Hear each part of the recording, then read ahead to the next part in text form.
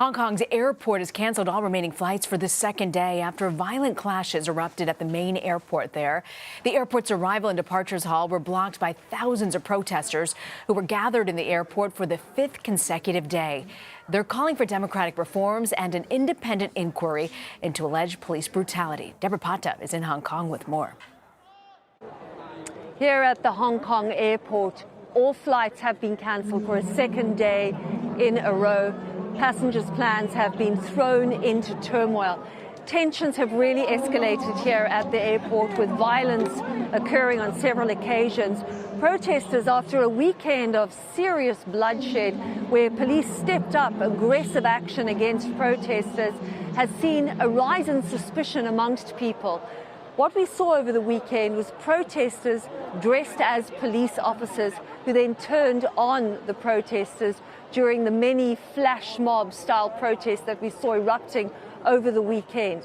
That has led to a lot of suspicion, and we saw that implode here at the airport, where on one occasion protesters believed that there were undercover cops amongst them. In one situation they began beating up that cop very, very badly. We don't actually know if he was in fact an undercover cop or not.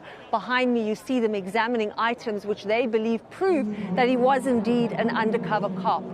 Then the police came to the airport demanding to be allowed to let in emergency workers to remove the injured from the airport. This particular man who had been beaten up, they claimed that he was just a passenger. Protesters insist that he was an undercover agent. He was then taken from the airport. Protesters have not been dispersed. They continue to stay here. The loudspeaker overhead is urging all passengers to leave the airport with immediate effect. Things are at a standstill, tensions are rising, and this situation is putting protesters on a collision course, not only with the Hong Kong administration, but with Beijing. We're seeing that after nearly 10 weeks, these protests are not abating, but in fact strengthening. And the bloodshed that is occurring is increasing as well. Back to you. Deborah Pata, thank you, Deborah. BuzzFeed News Asia correspondent Rosalind Adams is at the Hong Kong airport and joins us now. So, Rosalind, can you give us a sense of what the protesters want? Yeah, the protesters have had 5 demands really since the beginning of since these protests have started in June. They want an extradition bill. They want the extradition bill to be withdrawn. They want people who have been arrested to be released. They don't want people who have been arrested to be classified as rioters. And the government really hasn't given in on these demands, which has really just made things escalate since June.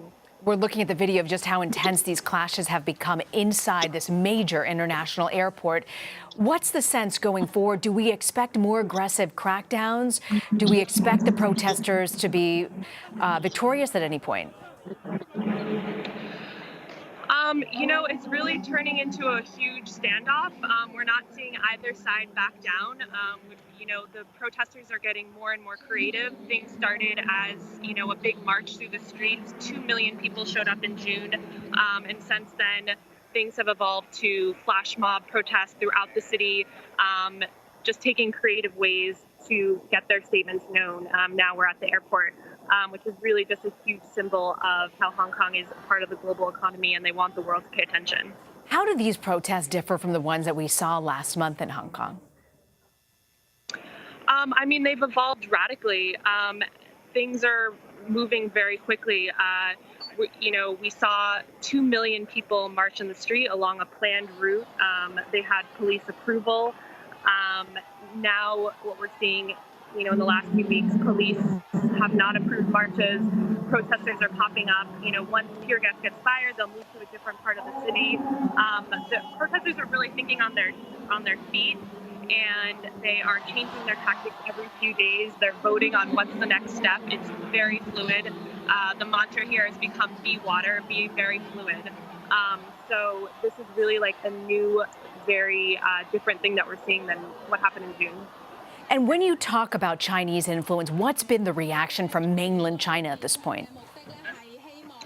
Well, that's also been something that shifted. When protests started in June, there was first censorship of the protests on mainland.